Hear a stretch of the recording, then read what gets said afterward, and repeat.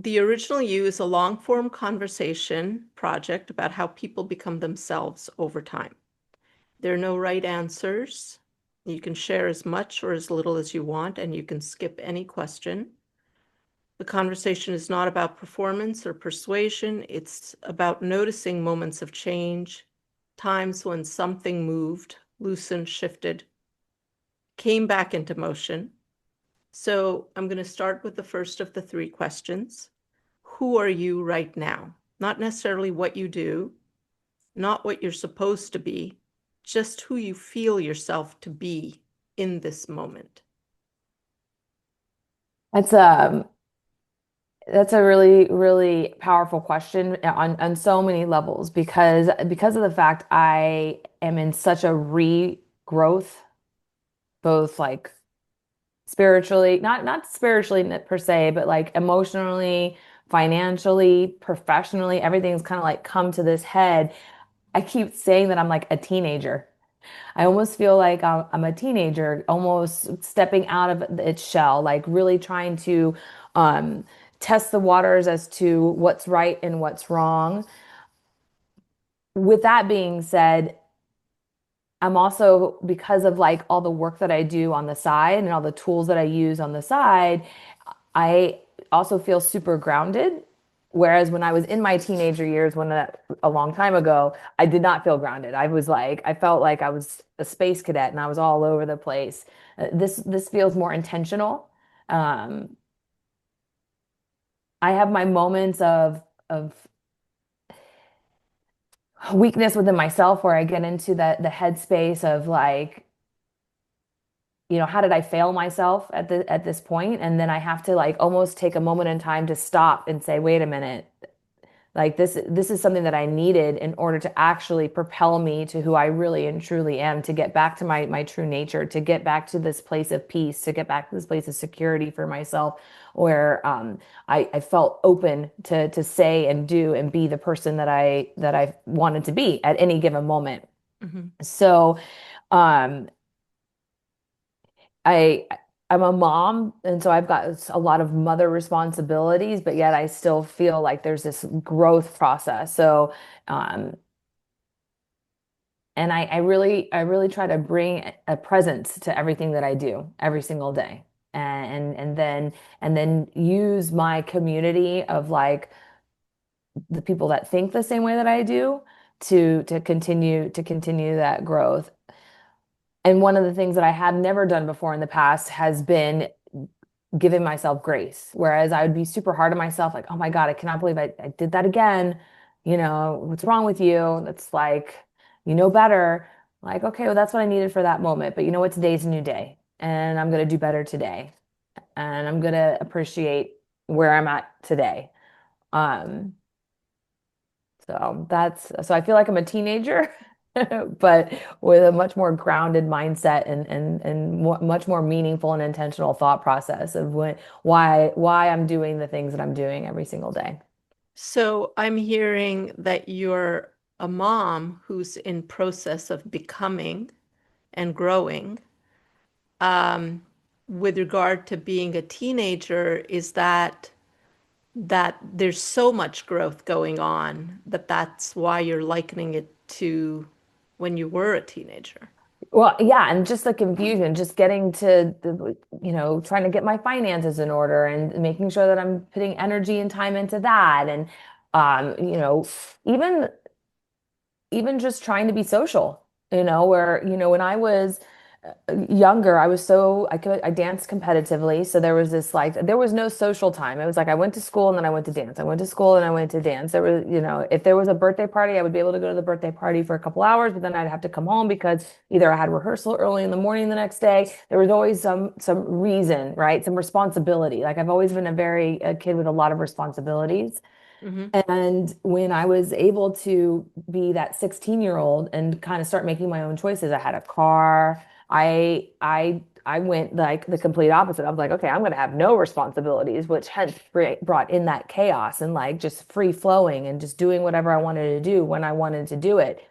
Um, and but yet I still accomplished things. I went to college, I got a dance degree, I opened up a Pilates studio when I was finishing college. I had my studio, I had bookkeepers, I had an office manager, I had peoples, and I was cultivating a life around me that felt stable and secure. And I had Mm, other people around me that were helping me with all these things. And now here I am, 46, and I'm now back living at home with my parents, with my blessing from God, which is my little guy, and really starting from scratch.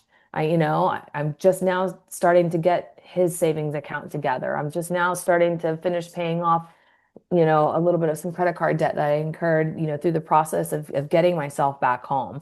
Um, and, looking long term of making sure that I'm organizing my finances so that I have a retirement 46. Like people are already thinking about, retiring. I have a friend of mine that her husband is like, I think I'm going to retire next year. And I'm like, what are you talking about? Retire? I'm like, I'm starting from square one over here. So that's why I have this like teenager feeling inside when it comes to the focuses that really the categories that you should be focusing on to to feed that momentum in hmm. life. And Well, oh, so no, go ahead. I was just going to say, I mean, it sounds like you are and always have been an incredibly responsible person. It was kind of built into your identity is to Mm. take your duties really seriously, um, even to the point of self-criticism. Oh, When you're taking a break or when you're rebelling mm-hmm, like a normal teenager, mm-hmm, you know, so that normalcy maybe wasn't allowed to you, 100%, a hundred right? percent. And so now, I mean, are you really starting from ground zero? You have a baby now. You know what? It's so funny. I almost think even worse than ground zero because it's not just me. I have to, I'm gonna get emotional. Um,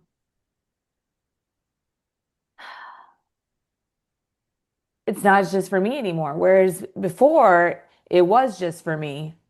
And I was,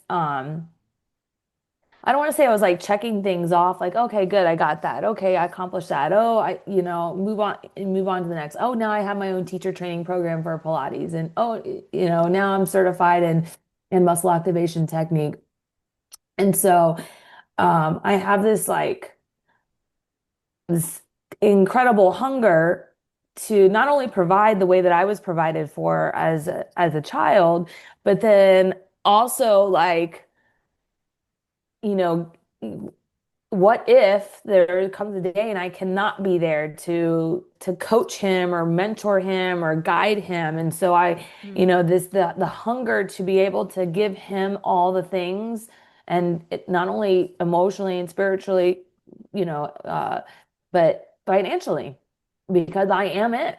And so I don't want him to I'm not saying that like he's going to be handed everything like a trust fund baby. I don't believe in that, nor was I handed everything. I was taught to work hard for hmm. nice things. Yes. Um, but I also don't want him to have a scarcity mindset to where then he makes decisions based off scarcity.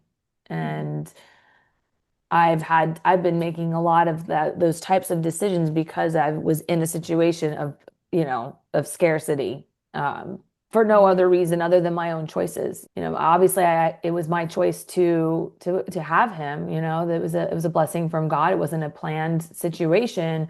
And, um, so he did not choose to come into this world. I chose to bring him life into this world and to give him the opportunity to be loved. And I want to make sure that I am able to pass that on to him. And he then also has the platform and the foundation to really flourish with that in all areas of his life.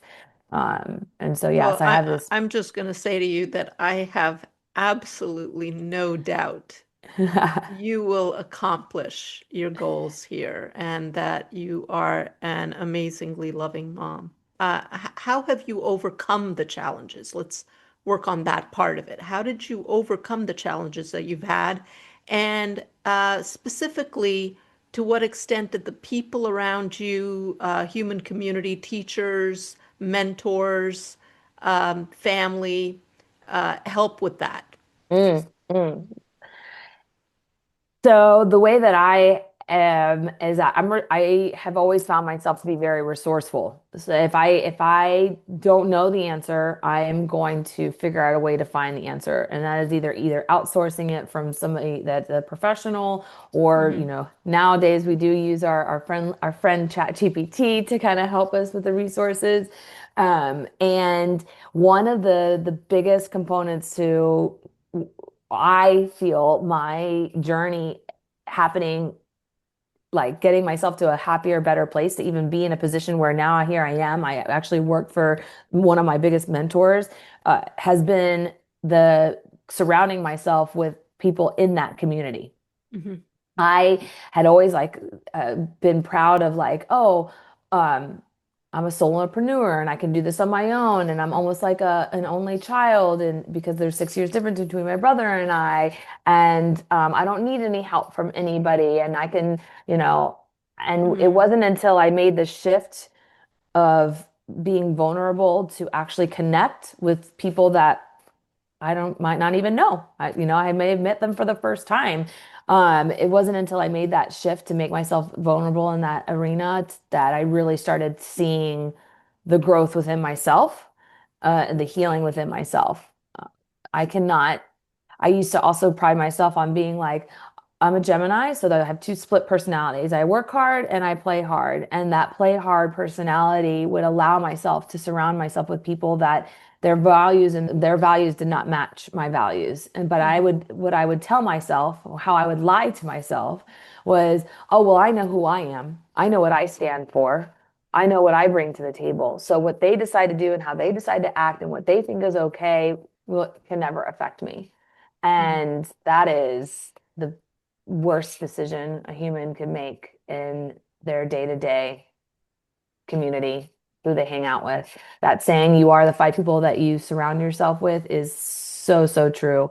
Hmm. And if you don't feel it now, just give it time.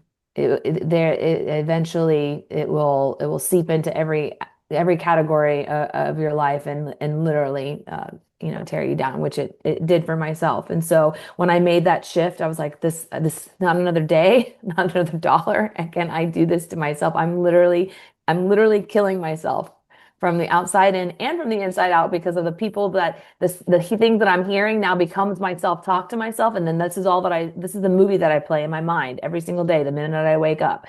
And the minute I made that shift and I said, it's going to be my mission to change my peer group.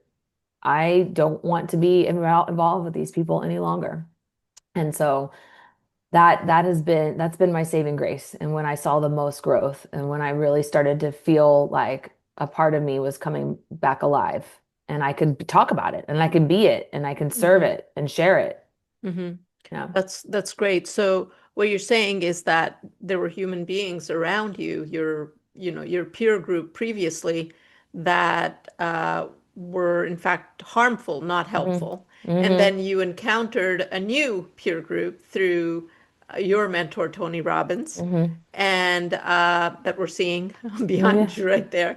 And You see it. yeah, it's right above, and that has actually made all the difference. And this is a human community, which actually It's promotes living. flourishing, in yourself and being yourself too, Mm-hmm. right? 100%. It's an organic living organism. And the reason I don't even, it's actually the first time I've actually said it that way. And the reason why is because every time you put yourself in the environment, whether you're going to a paid event, Mm-hmm. right? Like Unleash the Power Within, or Business Mastery, or let's say a free event, Time to Rise, that's happening here at the end of the month, Right. excuse me, the end of this week. You surround yourself with the frequency and the energy from people all over the world that are trying to achieve the exact same thing that you're trying to achieve. And you may not believe it or not, but this little box that we talk in and are able to connect through, Mm-hmm. it brings people together. And the connections that you get through the conversations, through the chat, when you're talking in the chat, then lead to conversations in a WhatsApp group, then lead to conversations in a Telegram group. And then they become your source of freedom. Yeah. I can't tell you, and I've got multiple groups. I've got groups that just, go to events. I've got groups that just, they're in the crewing world, so they go behind the scenes and they help, put on these events for Tony. And then Hmm. I've got a group of friends that are in, the senior leader category that actually have now gone through the process and that they've learned the tools now to help other participants, take that next step, make that 2 millimeter shift. I've got people that work for the company that are friends of mine now because I've put myself in that position. It Hmm. was so super uncomfortable for me, even though I was like in the performing world and like being out there and kind of an extrovert, even through my practice of having my studio with the teacher training program and teaching classes to be vulnerable like this was like completely out of my comfort zone. I was like, I don't want anybody to know my secrets. I don't want them to know that, Hmm. the father of my son asked me to have an abortion. I don't want them to know that like it was okay for people to be doing drugs and alcohol around me all the time. I didn't want people to know that, like I only have $10 in the bank because I basically had to pay off a credit card because my ex wouldn't do it.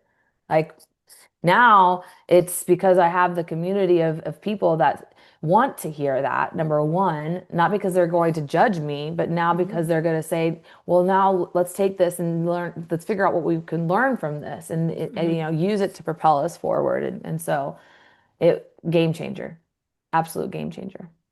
I agree. I mean, Yeah. I wholeheartedly recommend these events to Yeah. anybody that I meet. It's had a profound effect on me as well.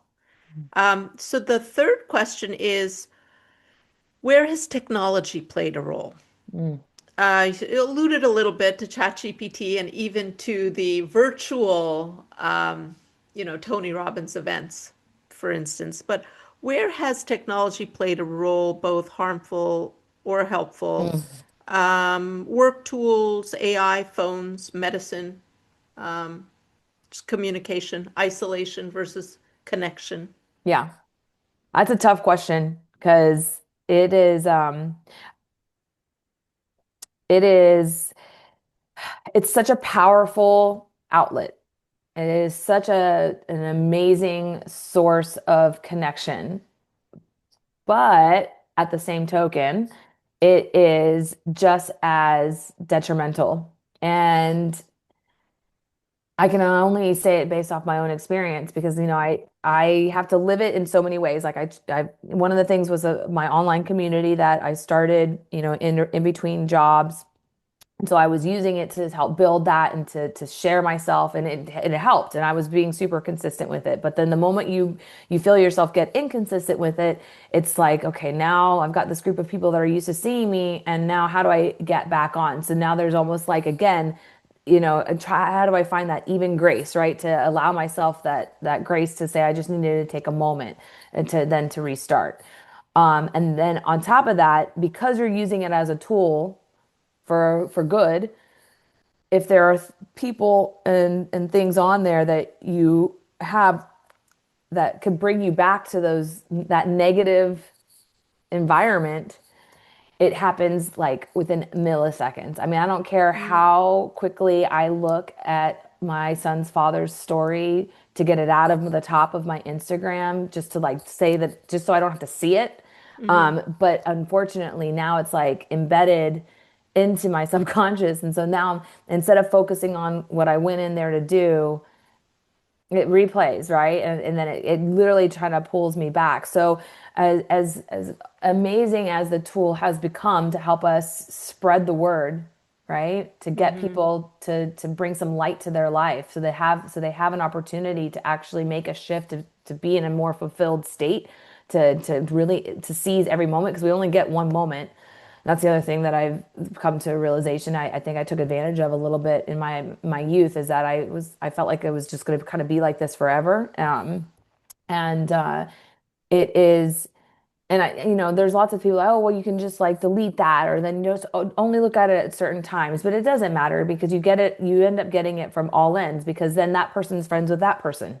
And then it becomes and so what, you're gonna unfriend every single person you have on your social media because you just wouldn't want to see one person.